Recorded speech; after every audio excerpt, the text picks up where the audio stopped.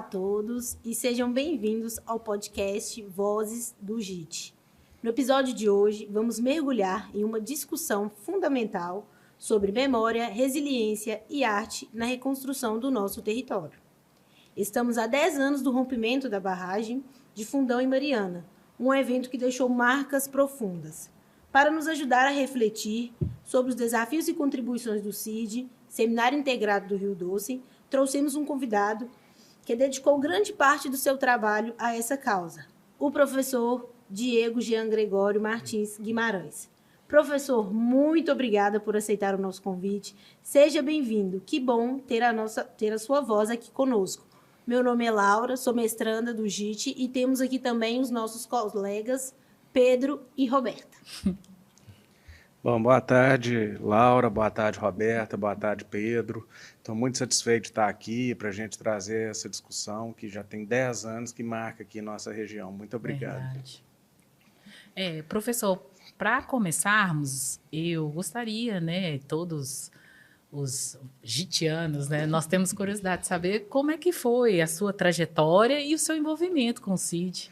Pois é, Roberta, eu sou advogado, formado aqui na Univale, e eu fiz também uma graduação em filosofia, sou também filósofo. Aí eu fiz uma especialização em educação e aí um mestrado em gestão do território. Já estou na turma dos veteranos do JIT. E eu trabalho hoje com advocacia popular, uma advocacia voltada para o terceiro setor, as entidades e as instituições, tentando transformar essa realidade. E que é uma realidade que eu posso definir como conflito. Se tem uma coisa que marca essa bacia do Rio Doce, são os conflitos, e então posso dizer, tem 10 anos que eu estou envolvido com todos os conflitos que envolvem isso aqui.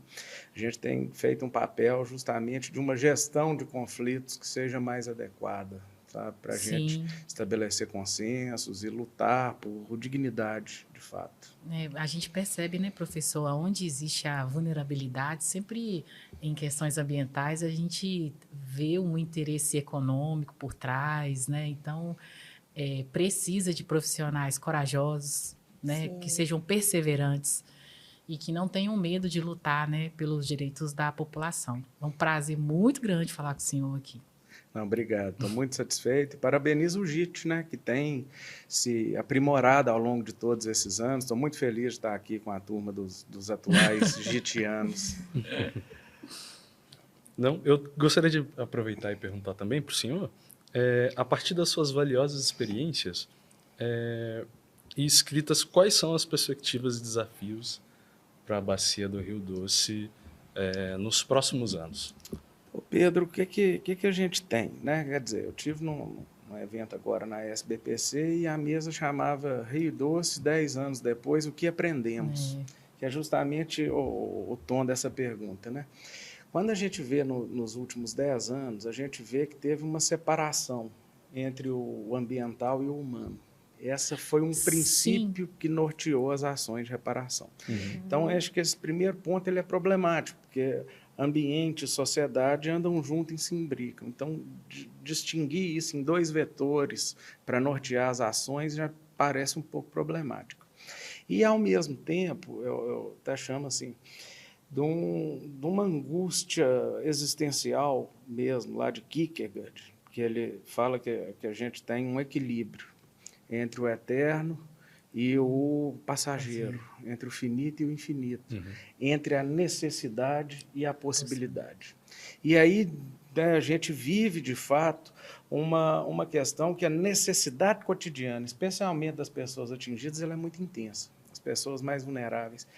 E, muitas das vezes, ao longo desses 10 anos, o que a gente percebeu? A gente percebeu uma contratualização do conflito. Quer dizer, uma desarticulação das instâncias coletivas de atuação, justamente para uma negociação individual, e que, na verdade, ela se beneficiava ou se apoiava nas condições de necessidade. Então, explorava essa condição de necessidade para tentar se apresentar como uma solução possível para a reparação integral. Então, eu acho isso extremamente complicado, porque se desarticula a organização social, as instituições, as comunidades e as comissões, e ao mesmo tempo em que a gente tem que a tônica no final, e que a gente vê enquanto comunidade, ao longo desses 10 anos, é que a discussão ficou em quanto cada um vai receber. Isso. Então, nós não podemos reduzir o desastre ao quanto cada um vai receber. É evidente que isso demonstra essa necessidade permanente e contínua, mas, ao mesmo tempo, a gente pensar numa reparação do ponto de vista macro, né, de uma reparação integral na bacia do Rio Doce, isso é extremamente problemático. Sim. Então, o que a gente teve? Inicialmente, né, no primeiro modelo que vigorou até a repactuação até o ano passado, a gente teve a Fundação Renova como a grande agência de recuperação da bacia do Rio Doce. Ela tinha 42 programas. Só que esses 42 programas eles eram feitos de forma difusos e desarticuladas. Então, num determinado território tinha um programa ou dois, no outro tinha um programa ou dois, outro tinha outro. E uma sensação de que não fez nada, justamente por ausência de uma gestão integrada do território, uma gestão integrada das ações de reparação. E isso é um ponto que chama atenção e que nos traz um alerta com relação ao novo modelo que está entrando em vigor com a repactuação. Porque, quer dizer, você tem um acordo de repactuação de 1.470 páginas, em que os recursos foram divididos, né, as diretrizes foram divididas em diversos anexos, cada anexo tem uma frente, e cada anexo vai ter 2 ou 3 órgãos. Então, uma preocupação que se afigura é que essas políticas que vão ser implementadas acabam reproduzindo o modelo da Fundação Renova. Sim. Pontuais, difusas e desarticulada, desconsiderando um contexto de uma reparação integral global, que de fato venha a pegar, a fazer aquilo que o painel da INUCN propunha, que o desastre fosse uma janela de oportunidade para a gente reconstruir o Rio Doce, a bacia do Rio Doce. E, de fato, isso traz uma preocupação muito grande. O senhor acha que nós vamos conseguir reconstruir a bacia do Rio Doce? Falávamos sobre isso, né, professor? Essa possibilidade. Não, é difícil, né? Quer dizer, pensando até filosoficamente, né? Como que vai ser o futuro? O futuro é uma aberta de possibilidades. O futuro depende do que a gente faz agora.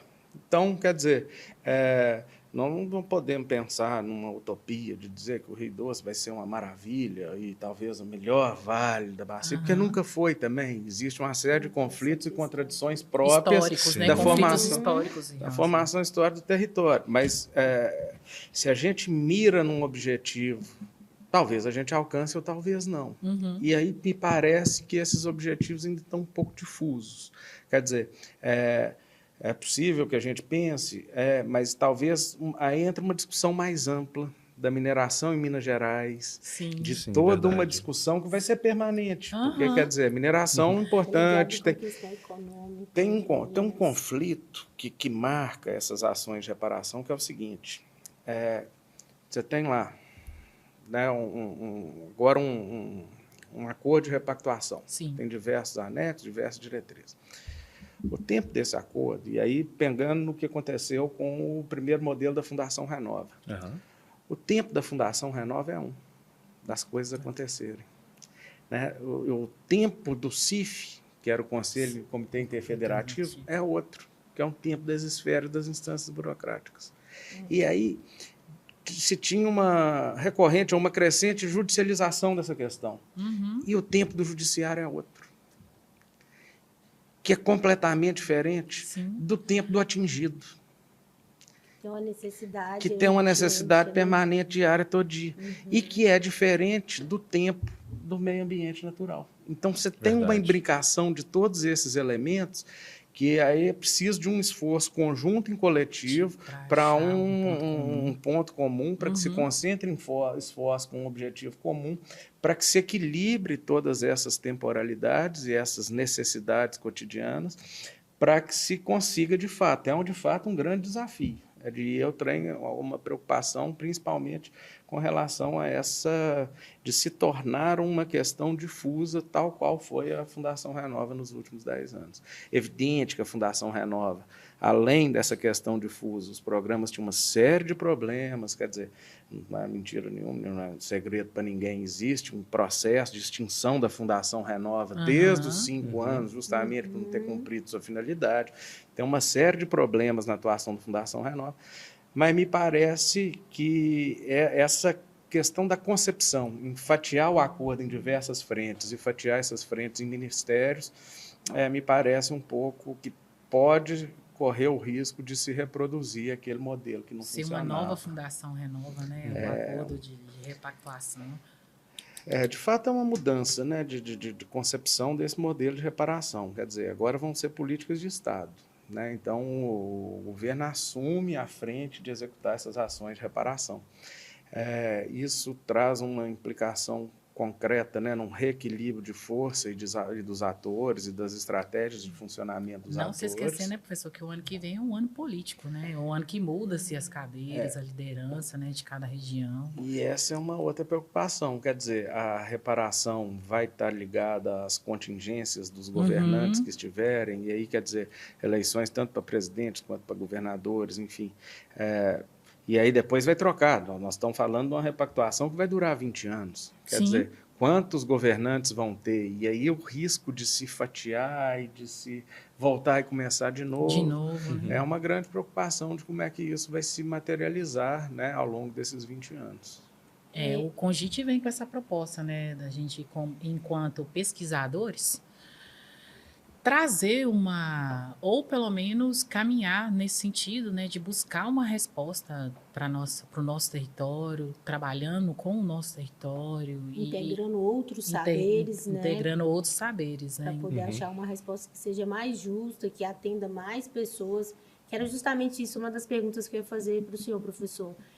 A questão da repactuação, a gente sabe que as populações que foram principalmente atingidas, elas não participaram. E o senhor disse que o senhor está sempre ligado ali na bacia do Rio Doce. Então, eu gostaria de saber o que o senhor tem a dizer sobre essa questão de quem deveria, de fato, participar, porque, às vezes, a visão que eles têm do desastre nem sempre vai ser a mesma visão de como poderia resolver, como poderia, talvez, solucionar ou ter uma direção. Não é a mesma, por exemplo, que o governo tem, não é a mesma que os órgãos jurídicos têm.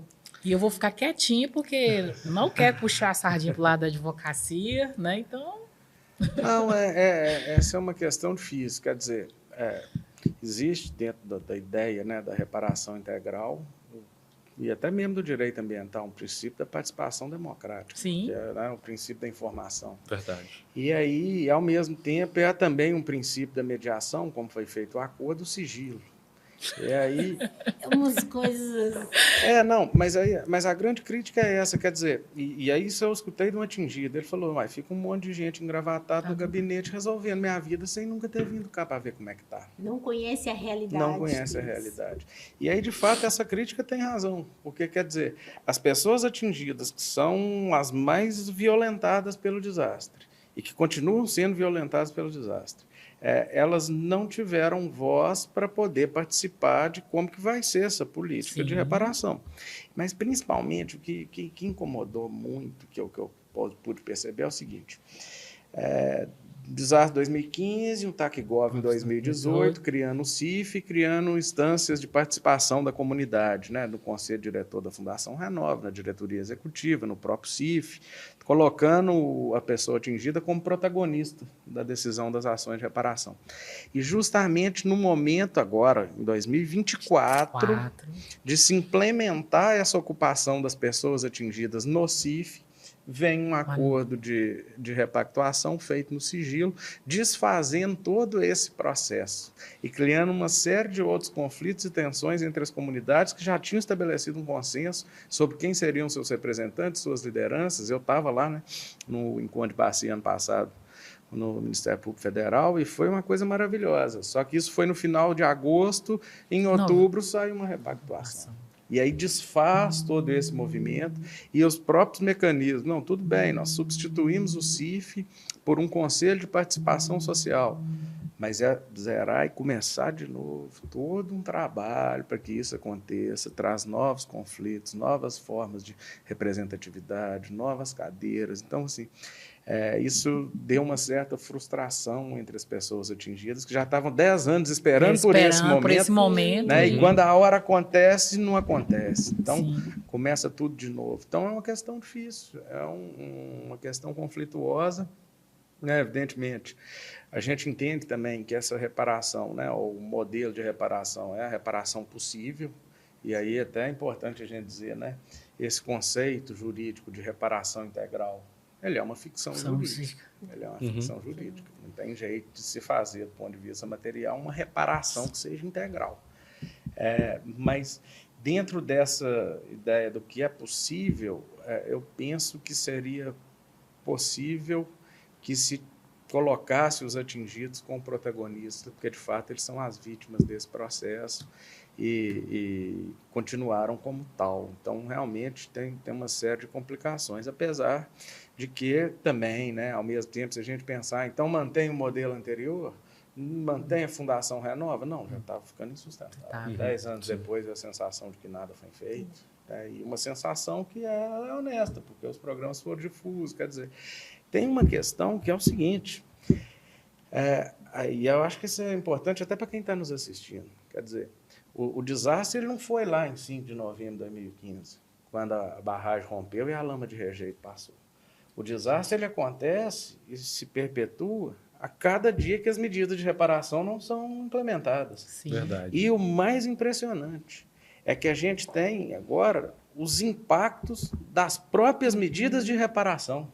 Então, veja bem, as ações de reparação, ao invés de reparar os danos, muitas vezes causaram novos impactos. Então, quer dizer, é de fato uma questão complexa, é o maior desastre do ambiental, socioambiental do Brasil, né? Não tem solução fácil para problema difícil, enfim. Mas o modelo que estava uma série de violações reiteradas, permanente e contínua, que além de criar novos danos, intensificava os que já existiam. Entendi. Então é uma coisa muito grave. Nós temos muito trabalho pela frente. Ah, não, com certeza, com certeza. São mais 20 anos de reparação e quer dizer, né, isso é uma decisão, não vou dizer totalmente arbitrária, mas como assim, daqui 20 anos, então, do jeito que tiver, parou e pronto. A gente não sabe. Pode ser que vai durar muitos anos ainda, né, professor? Os traumas na comunidade eles já existem e já são permanentes. Não Falávamos só sobre isso, né? físicos, Sobre os danos permanentes. São vários outros danos que a gente só vai conseguir percebendo ao longo dos anos, né? Porque tem que ter todo um estudo, igual, por exemplo, a questão se a questão da mineração, se vai estar ligada ao aumento de algum tipo de doença. A gente só vai saber isso futuramente, em relação para quem teve contato com a água. Então, agora, por enquanto, não dá para eles repararem algumas coisas, mas outras coisas a gente só vai saber futuramente. E aí, será que futuramente essas pessoas elas vão ser reparadas novamente? Pois é, e aí a gente fica pensando, isso é uma angústia, porque eu estava lá, né? Quer dizer, permanentemente eu estou com as lideranças, com as entidades, com os movimentos, com a comunidade. Mas tem uma questão que me angustia, que uma liderança chegou para mim, um trabalhador rural, ele está com quase 60 anos, e um dia chegou para mim e falou assim, doutor, é o seguinte, eu já estou velho, eu não quero mais nada não. Eu vou esperar a morte chegar mesmo e pronto, acabou. Mas eu fico vendo meus netos, e ele tem lá uma penca de netos, 5 ou 6 netos, de 7, 8, 9 anos. Aí ele falando assim, eu olho para os meus netos, eu fico pensando o que vai ser deles daqui a pouco. Eles vão ter que ir embora. Vão ter que ir embora daqui. Ele vai fazer o quê aqui? Não tem jeito de plantar, não, a gente não produz, vem enchente, mata tudo, aqui é confusão na beira do rio. Só que o negócio é o seguinte, se eles quiserem ir embora, ir para os Estados Unidos, ir para Portugal, para onde eles quiserem, beleza. Eles têm o direito de ir, se eles quiserem. Mas eles tinham que ter o direito de querer ficar. E eles não forte. Têm. Forte. E eles não têm. Foi retirado deles. Então, quando a gente pensa do ponto de vista mais macro, tenta fazer uma projeção para o futuro, o que vai ser? Como é que nós vamos fazer essas pessoas terem o direito de querer ficar? E não é ficar de qualquer jeito, é ficar com dignidade, é ficar com qualidade de vida, é de fato reviver, né, ou de poder deliberar sobre a própria existência do que eu quero ser enquanto ser no mundo, sem necessariamente ter que ir embora para poder sobreviver, porque aqui já não tem condições mais. Então, a questão se amplia para uma dimensão muito maior do que essa dimensão individualista, sabe? Sim, dessa coisa. E, professor, eu confesso que eu só tive essa visão que o senhor teve, esse impacto com essa fala dessa liderança, quando nós tivemos a aula que nós tivemos externa na aldeia dos Krenax. Isso mesmo. A gente percebe a relação daquele povo com o rio. Ok. E o valor do rio para aquele povo. Até 2015, quem já era adulto já tinha relacionamento com o rio, exercitava a cultura. Mas e as crianças que nasceram depois disso? O senhor entende que essas gerações elas não vão ter contato com o rio? Como que... eu fico vendo o sentimento desse avô. Eles tinham que ter o direito, né? Eles tinham que ter a oportunidade de ter o direito de ficar ali. Aquelas crianças, a gente teve a oportunidade de encontrar várias crianças com 9, 8 anos que nasceram depois da tragédia. E isso é um problema sério, porque quanto mais o tempo passa, existe um movimento de esquecimento. Sim. E um desastre ofusca o outro. Então, quer dizer, a gente teve o desastre lá em 2015, em 2020 a gente teve a pandemia. O que acontece antes da pandemia é quase como pré-histórico. E aí as novas gerações, a gente tem os alunos aqui no curso de Direito com 20 anos, eram crianças. Crianças com o desastre é uma coisa que, né, o rompimento é uma coisa que eles só ouviram falar. Apesar de, ao mesmo tempo, estarem diretamente impactados. Quer dizer, serem diretamente atingidos. Porque isso é muito forte. Quando a gente olha o seguinte, tem uma comunidade rural aqui perto, que a liderança falava comigo que queria fazer um projeto de construir uma piscina e dar aula de natação para as crianças. Porque as crianças antigamente aprendiam a nadar no rio. E as crianças da comunidade não sabem nadar. Nossa. Então, quer dizer, é uma coisa assim, que a gente olha e fala, mas que é isso? Não, isso é forte, faz parte da vida das pessoas. E aí essa parte dessa vida foi retirada e ficou impossibilitada. Ocorrendo uma perda da tradição, né? Igual dos índios. Vários rituais que, às vezes, eles tinham, que faziam com o rio, eles não vão conseguir passar para a próxima geração, justamente porque não tem mais o rio, não tem como fazer. Eles estão sofrendo uma desterritorialização forçada pelo que aconteceu pelo desastre. E ainda assim, a Renova, a Vale, acha que só ir lá e você fornecer a água, né? Não, pelo menos eles estão bebendo água, eles têm uma casa, é o suficiente para poder resolver uma situação que é muito maior do que isso. Não, e essa dimensão do esquecimento ela é muito forte. Por quê? Porque qual que é o grande elemento unificador da bacia do Rio Doce? É o desastre. Só que se a gente... E essa foi uma questão que eu estava lá. Teve uma audiência pública na Câmara de Vereadores, que entre um dos programas da Fundação Renova era fazer um memorial do desastre. E aí, ao invés de fazer um memorial do desastre, eles queriam fazer um museu, uma praça aqui de Valadares. E como se... para ofuscar, de fato, o desastre. Porque quando se tem um sombreamento, as pessoas esquecem. E aí e por que é importante a gente saber e lembrar e discutir e levar isso para as crianças que não estavam para entender?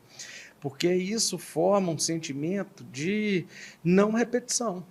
Quer dizer, nós tivemos um desastre em 2015, né, aqui na Bacia do Rio Doce. 3 anos depois teve outro. 2018. A qualquer tempo tem barragens que podem romper, o risco iminente de rompimento a qualquer tempo, inclusive agora. Uma vez estava numa reunião do Ministério Público Federal lá em Belo Horizonte, o procurador pediu licença para atender o telefone, voltou e falou assim, não, tinha uma barragem aqui que estava começando a romper, mas é alarme falso. Quer dizer, existe uma tensão permanente. Né? E aí, se a gente ofusca, esquece o desastre, a gente corre o risco de uma repetição, de ter que vivenciar isso tudo de novo em outras comunidades. E aí, de fato, né, quando a gente pensa, Rio Doce, 10 anos depois, o que aprendemos? E eu acho que a questão não é nem o que aprendemos, mas o que devíamos ter aprendido e ainda não aprendemos. Foi o que o senhor pontuou no início, né? Essa dificuldade que a gente tem de trazer essa consciência, né, de que nós somos o meio ambiente, fazemos parte desse corpo, que é um corpo ferido, que é que é tema do nosso Congite, e o rio, ele nos une até o Espírito Santo, né? Tanto os capixabas, os mineiros, eles são unidos por um corpo que está ferido, que é o rio. Então eu fico vendo como que nós temos essa dificuldade de gerar essa consciência que passa de geração para geração. E querendo ou não, quando houve esse desastre, essa geração de 9, 10 anos para cá, corre o risco de ser esquecida. Não, isso chamou a atenção da gente muito. Eu não lembro em qual edição do CIRD que foi, e a gente sempre faz, né, no dia 5, participa junto com os nossos parceiros, Fórum Permanente de Defesa da Bacia do Rio Doce, a Caritas e tal, de uma celebração ecumênica sempre às margens do rio. Eu não lembro exatamente o ano que foi no bairro São Tarcísio, aqui na beira do rio. E aí, se eu não estou enganado, não vou lembrar mais exatamente que ano que era. E aí o pessoal chegando, montando para a celebração ecumênica, com a caixa de som, aquele negócio todo, e aí tinha um menino de uns 6 anos, mais ou menos, perto da mãe. E ele olha e fala, mãe, o que é esse povo aí? Ela falou, o negócio do rio, depois eu te conto. Quer dizer, não sabem nem o que aconteceu. A gente percebe isso também até Eu atuo como professor atualmente e eu leciono a matéria de educação ambiental para as crianças. E geralmente a gente pede às vezes um texto, faz algum tipo de reflexão. Já cheguei até a tratar a questão dos Krenacs, a relação do povo Krenak com o Rio Doce. A gente tenta trabalhar um pouco interdisciplinarmente, né? Então, sempre que eles reproduzem textos ou desenhos, eu percebo que o Rio Doce está poluído. O Rio Doce não quer azul, não quer verde. E isso vai moldando, de certa forma, a identidade deles, né? A relação que eles têm com o rio. Trazendo uma conformidade, né? A identidade do rio para eles, né? E até para a própria identidade dos valadarenses, né? Dos futuros valadarenses. E a gente pensando exatamente nisso, saiu aqui do CIRD, numa das edições do CIRD, se eu não estou enganado, na 5ª, parece, ou da 6ª, nós fazendo uma reunião de avaliação de como é que foi, planejamento do próximo e tal, surgiu a ideia de a gente encaminhar uma proposta de um projeto de lei para instituir o dia 5 de novembro como o Dia do Rio Doce, justamente como um marco simbólico para a gente trazer a memória, levantar essa discussão enquanto sociedade. E aí nós tivemos audiência pública na Câmara dos Deputados, tivemos na Assembleia Legislativa, na Câmara de Vereadores, todos, num primeiro momento, se entusiasmam com isso, porque, de fato, não tem jeito de negar a relevância disso. E as últimas notícias que nós tivemos é que na Câmara dos Deputados, o deputado Leonardo Monteiro está dando encaminhamento nessa questão para instituir o dia 5 de novembro como o Dia do Rio Doce, de fato, marcando, né, o desastre, para a gente lembrar, para a gente não esquecer e discutir, principalmente para não acontecer de novo. Sim. Que essa é uma grande preocupação. Professor, você falou sobre a questão do CIRD, né? Será que o senhor poderia explicar um pouquinho mais o que seria o CIRD, quais que foram, né, os principais desafios enfrentados, né, por esse evento durante esses 10 anos, porque esse ano ele vai fazer 10 anos de evento, que ele começou em 2015, né, no final do ano, logo após o rompimento da barragem. Então, a gente gostaria de ouvir um pouquinho. O CIRD ele começou logo em 2015, quando rompeu o desastre, e a gente se reuniu aqui na Univale, no JIT, né, no OBIT, com professores que vieram da UF, do Espírito Santo, da UFOP, da UFV, da UFMG, para a gente tentar entender o que estava acontecendo. Isso em 2015? Isso em 2015. O desastre foi 5 de novembro, o primeiro CIRD foi em dezembro. Para a gente tentar entender isso tudo que estava acontecendo. E fazer um planejamento estratégico de pesquisa, de ações conjuntas e tal.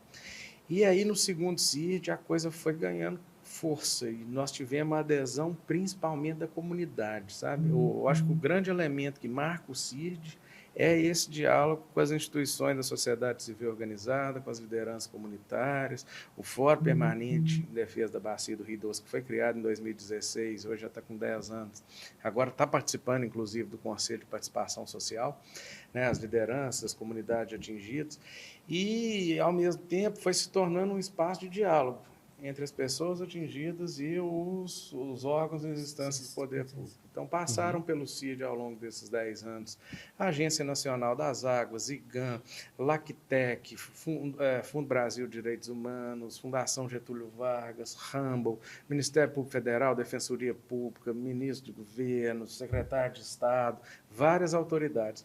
E um dos principais pontos que marcam o CIRD é justamente esse diálogo das pessoas atingidas com os órgãos existentes de tomar decisão. A primeira vez que nós fizemos isso foi em 2020, que nós fizemos uma mesa que chamava A Voz dos Atingidos. uma mesa moderada por um atingido, com 4 atingidos falando o que eles queriam, do jeito que eles queriam, pelo tempo que eles queriam, tanto que eles queriam. Foi um grande sucesso, né, de fato. Justamente no momento em que a gente tinha um silenciamento permanente e contínuo das pessoas atingidas. Porque é preciso também a gente pensar, né, numa visão crítica, quer dizer, a gente silencia o mais fraco e dá por resolvido. Sim. E aí essa estratégia de silenciamento ela foi permanente e contínua, e a gente falou, não, nós vamos dar voz a essas pessoas, e aí fizemos sempre mesa com alguma autoridade e as pessoas atingidas falando diretamente o que precisava. Ano passado, a gente teve a repactuação logo no final de outubro, e no dia 5 de novembro, ou 6 de novembro, se eu não estou enganado, próprio dia 5, eu acho, a gente teve o Dr. Fidelis, que era o ministro da AGU, aqui explicando pela primeira vez no Brasil como é que foi feita a repactuação, como é que ia funcionar, os anexos e tal. Então, foi um negócio assim, de fato, um grande promotor de um diálogo acadêmico-científico, mas com a necessidade da comunidade, com os órgãos e instâncias de tomada de decisão. Ele é muito importante. De fato, o CIRD está extremamente importante, especialmente para o empoderamento das lideranças comunitárias e de dar voz às pessoas atingidas. Esse ano vai ter mais uma edição, né, professor? Exato. Esse ano a gente chega nos 10 anos do CIRD, né? De fato, uma programação intensa na última semana do mês de outubro, a primeira semana do mês de novembro, e a gente termina o nosso seminário com a Romaria das Águas e da Terra, lá em Mariana. Então, no domingo, dia 9, eu vou. A gente já falei com a Laura que eu vou. Eu estou aguardando o professor confirmar as datas certinhas, né? Para eu poder me organizar para ir. Não, nós já estamos em vias de fechamento da programação, já tivemos confirmação de participantes do estrangeiro, né, uma questão mais internacional, com um diálogo local, com os diversos atores, a comunidade. Já tivemos a confirmação de presença do coordenador da Força Tarefa do Rio Doce, agora do Ministério Público Federal. Né, estamos em via de receber algumas outras confirmações de autoridades, especialmente do Conselho de Participação Social, enfim. Vai ser um grande evento para marcar esses 10 anos do desastre. Não, professor, uma honra conversar com o senhor. O senhor, um sucesso. Uma aula para a gente aqui, né, pessoal? Sobre o desastre, sobre o evento que a Univale promove, que é um evento, né, pelo que o professor explicou, um evento muito importante, né, que consegue reunir vários saberes, dar oportunidade aos atingidos, né, para poder falar, porque igual a gente aprendeu, né, o subalterno pode falar? Pode falar, mas quem que vai dar, né? Quem que vai ouvir, né? Voz, então, né? assim, né? A Univale tem dado voz, tem dado oportunidade deles serem ouvidos. Então, assim, muito interessante. Professor Diego, foi uma honra e um privilégio ter o senhor aqui, né? Na Voz do JIT. A sua perspectiva sobre o CID, sobre a bacia do Rio Doce, assim, foi fundamental para o nosso debate. Muito obrigado pela participação do senhor. E para vocês que nos ouviram, muito obrigado por acompanhar este episódio. Lembramos, pessoal, que o 10º Congite vai acontecer no dia 1º de novembro, a partir das 8 horas, no Campus 2 da Univale. Continue sintonizados na Voz do JIT e aguardamos você para o próximo podcast. Muito obrigado, pessoal.